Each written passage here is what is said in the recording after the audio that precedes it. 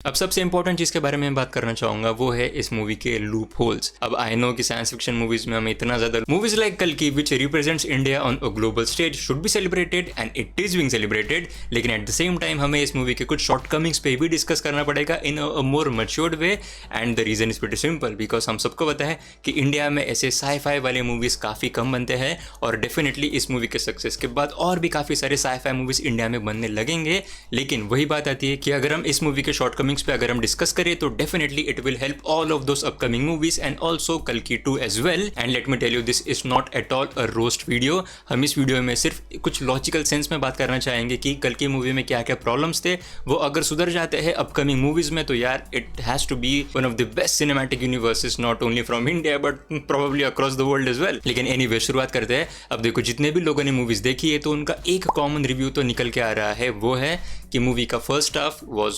और मूवी का second half was लेकिन फर्स्ट हाफ में क्या क्या बड़ी दिक्कतें थे उसके बारे में हम अभी डिटेल में बात करेंगे। पॉइंट नंबर 1, प्रभास की एंट्री सीन। मैंने रिसेंटली ही इस मूवी को सेकेंड टाइम देखा और शायद 14 या 15 मिनट तक इस मूवी में जो प्रभास का एंट्री का सीन है वो खिंच गया था and that is a lot, क्योंकि उस सीन में एक के बाद एक सेट पीसेस चेंज तो हो रहे थे लेकिन एट द सेम टाइम उसमें फोर्सफुल ह्यूमर डाला जा रहा था और जो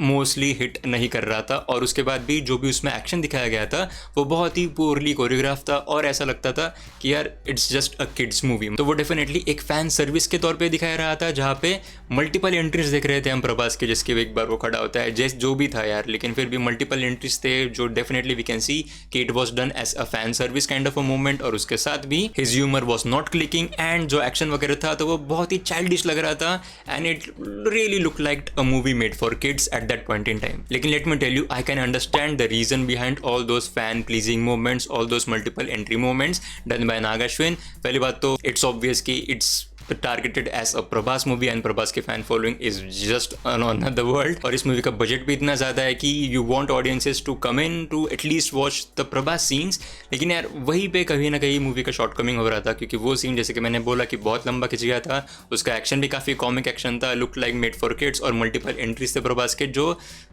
नहीं इतना अच्छा सर्व कर रहे थे एंड या it's just felt wrong. Anyways, point number 2, दिशा पाटनी की सीन्स। अब अगेन आई कैन अंडरस्टैंड कि दिशा पाटनी के सीन्स क्यों नेसेसरी थे, लेकिन I can not stand the fact that कि कितने ख़राब तरीके से उन सबको एग्जीक्यूट किया गया था और स्पेशली वो जो गाना एंड में आता है, क्या ज़रूरत थी वो गाने की। लेकिन एनीवेज थोड़ी और डिटेल में बात करते हैं। तो देखो, जैसे कि मैंने बोला कि आई कैन अंडरस्टैंड हर सीन्स, अब क्यों अंडरस्टैंड वो बताता हूँ। दिशा पाटनी का ऐसा कैरेक्टर है जो प्रभास के कैरेक्टर को कॉम्प्लेक्स में लेके जाता है और वहाँ पे बताता है कि कॉम्प्लेक्स की लाइफ एक्चुअली कैसी है। और वहाँ पे कुछ 2 इंपॉर्टेंट सीन्स भी मैंने नोटिस किए। पहले तो था कि वहाँ पे ऑरेंज लगे हुए रहते हैं और प्रभास ने लाइफ में पहली बार ऑरेंज देखे होंगे, इसलिए वो ऑरेंज को लेता है और उसका जो कवरिंग होती है वो उसको पील ऑफ भी नहीं करता है, वैसे ही खा लेता है एंड दैट शोज कि यार उसने पहली बार वो ऑरेंज देखा है and that was a important moment. उसके बाद भी दूसरा इंपॉर्टेंट मोमेंट था कि जब वो पहली बार बीच को देखता है, पहली बार पानी को देखता है इतने अबंडेंस में, क्योंकि यार काशी में तो पानी का आता पता है ही नहीं। तो ये 2 काफ़ी इंपॉर्टेंट सीन्स थे कि क्यों दिशा पाटनी का character was necessary to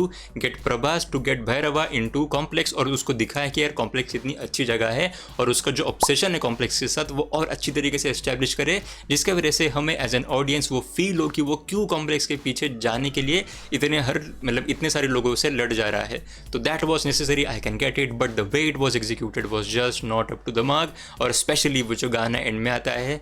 what was that? Point number 3, forceful comedy with Prabhas. Again I can understand the intent behind it और उसका इंटेंट कुछ ऐसा था कि वो एक पार्ट था कैरेक्टर आर्क शो करने का भैरवा के कैरेक्टर का, क्योंकि हम सबको पता है एंड में वो करना होता है, मतलब करना का रीइंकार्नेशन होता है। और उसके पहले जब उसका मेजर बड़ा ट्रांसफॉर्मेशन होता है वो जब वो फाइट हारता है हमारे अश्वत्थामा से और उसके बाद उसके कॉम्प्लेक्स की मेंबरशिप कैंसिल हो जाती है, वो सारी चीज़ें होती है। लेकिन उसके बाद से उसको एक फाइट करने का रीज़न मिलता है, लेकिन उसके पहले जितने भी सारे उसके कॉमिक वाले सीन्स थे, जो ह्यूमर वाले सीन्स थे, वो बहुत ही ज़्यादा हिट एंड मिस हो रहे थे and it was not helping the cause of this movie. And again I am saying I can get the intent behind it और obviously जो सारे serious material चालू था उस स्टोरी लाइन के आजू बाजू में तो वो पूरी तरीके से नलीफाई कर रहा था और वो वर्क भी करता था अगर उसका ह्यूमर ठीक ठाक होता था, पर उसका ह्यूमर भी अच्छा नहीं था। Point number 4, unnecessary dialogues. अब काफ़ी जगहों पे हमें ऐसा लगता है कि यार क्यों ये कन्वर्सेशन हो रही है और ये इतनी लंबी कन्वर्सेशन क्यों हो रही है। Point number 5, some of the unnecessary cameos. अब देखो कैमियोस अच्छे थे, मैं नहीं बोल रहा हूँ कि कैमियोस खराब वगैरह थे, लेकिन कुछ कैमियोस ऐसा लग रहे थे कि उनको फोर्सफुली डायलॉग दिए जा रहे हैं to just create that moment of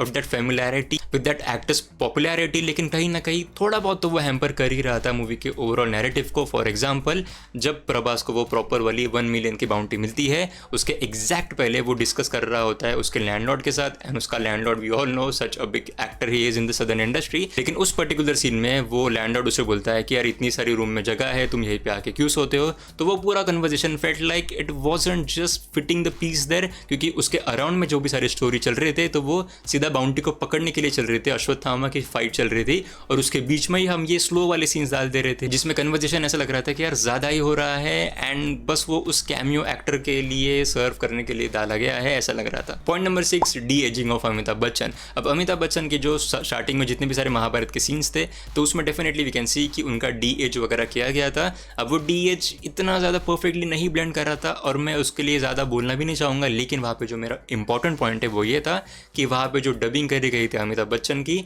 that was not fitting at all, क्योंकि एटलीस्ट मेरे थिएटर में तो भी मैंने नोटिस किया कि अमिताभ बच्चन के लिप्स और जो डायलॉग है तो वो डिलीवरी उसकी मैच नहीं हो रही थी। मतलब लिप्स कभी पहले हिल रहे थे, डायलॉग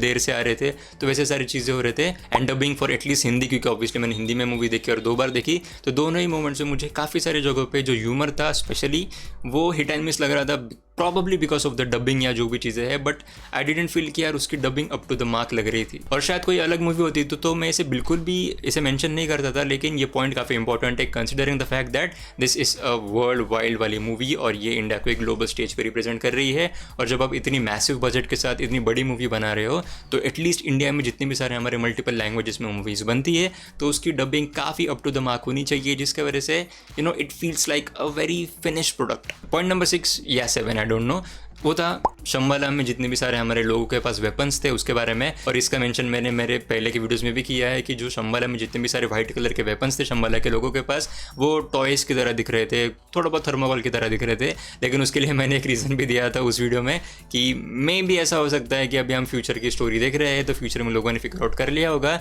कि weapons don't need to be that heavy, तो इसके वजह से उसका वेट वहाँ पे कम कर दिया होगा। बट यार एनीवेज, अब सबसे इंपॉर्टेंट चीज़ के बारे में बात करना चाहूँगा वो है इस मूवी के लूप होल्स। अब आई नो कि साइंस फिक्शन मूवीज़ में हमें इतना ज़्यादा लूप होल्स की तरफ, मतलब it's a very grey area to discuss about loopholes, लेकिन यहाँ पे जो एकदम ग्लेयरिंग दिख रहे थे कि यार यहाँ पे कुछ तो है, उसके बारे में ही बात करेंगे। पहला तो है टनल्स के बारे में। अब देखो, जब दीपिका पादुकोण के कैरेक्टर को वो उसकी जो फ्रेंड है वो उसे निकाल के लेके आती है जस्ट इंटरवल के पहले फ्रॉम कॉम्प्लेक्स, तो वहाँ पे जब वो नीचे उतर रहे होते हैं वो कुछ स्पायरल जैसी चीज़ से, तो वहाँ पे वो जस्ट मेंशन करती है कि काशी में इतने सारे टनल्स है कि उसके बारे में कॉम्प्लेक्स के लोगों को भी नहीं पता है। एंड जस्ट वही मोमेंट पे, अगले ही सीन में, उसी मोमेंट पे वो जो सारे ट्रूपर्स वगैरह थे वो ब्लैक कलर के कपड़ों में वो उन्हीं टनल्स में से आ जाते हैं। I mean why? फिर सेकेंड लूप होल जो काफ़ी लोगों को लग रहा है कि यार ये एक लूप होल हो सकता है, तो वो है कि भैरवा वॉज कर्ण एंड अश्वत्थामा's best friend was Karna and they looked same. तो क्यों अश्वत्थामा को पता नहीं चला कि भैरवा कर्ण जैसे दिखता है? अब यार इसके लिए भी काफ़ी सारे रीजंस है कि इतने सालों पहले की वो चीज़ थी तो इतना अश्वत्थामा को कैच नहीं हुआ, तो ये एक लॉजिकल एक्सप्लेनेशन है उसके लिए। लेकिन आखिरी पॉइंट के लिए आई डोंट थिंक सो कि कोई logical explanation would fit perfectly, और वो है कि कैसे गांडीव ट्रांसपोर्ट हुआ to supreme Yaskin in the end credit scene. अब तुम सबको पता है कि गांडीव को पिकअप करना was just impossible, not only for human hands but also for machines, क्योंकि एक सीन में हमें साफ दिखाया जाता है कि जहाँ पे मशीन गांडीव को पकड़ने के लिए आती है तो वो जो रोबोटिक हैंड होता है वो पूरा बर्न हो जाता है। अब ऐसे सीन में उस जगह से जहाँ पे गांडीव को रखा गया था वहाँ से वो कैसे ट्रांसपोर्ट हो गया सुप्रीम यास्किन के सामने in the movies and credit scene. तो यार एनीवेज इतने सारे पॉइंट्स थे जो मुझे लगे कि डिस्कस करना चाहिए, कि जो अगर अच्छी तरीके से पुल ऑफ होते हैं in upcoming movies, not only for the कल्कि universe but also for all Indian movies which are targeting to be a mythological science fiction वाले मूवीज। तो यार again this was not at all a roast and I don't mean to disrespect anyone because I am absolutely cherishing for this movie because it is a big moment for Indian cinema. और please नीचे कॉमेंट्स में जाओ और तुम्हारे thoughts भी बताओ इन सारे पॉइंट्स के बारे में, और कुछ पॉइंट्स जो तुम्हें भी खराब लगे इस मूवी के बारे में जो डिस्कस करना इज इंपॉर्टेंट, तो उसके बारे में भी नीचे कॉमेंट्स में लिख देना। और अगर तुमने मिर्जापुर सीजन 3 देखा है तो वो काफ़ी लोगों को पसंद नहीं आ रहा है, तो उसके लिए भी मैंने कुछ रीजंस डिस्कस करने की कोशिश करी है, उसको भी यहाँ पे चेकआउट कर सकते हो। और मैंने कल की मूवी पे जितने भी सारे वीडियोस बनाए हैं उनको आप इस प्लेलिस्ट में चेकआउट कर सकते हो। And as always thank you so much for watching.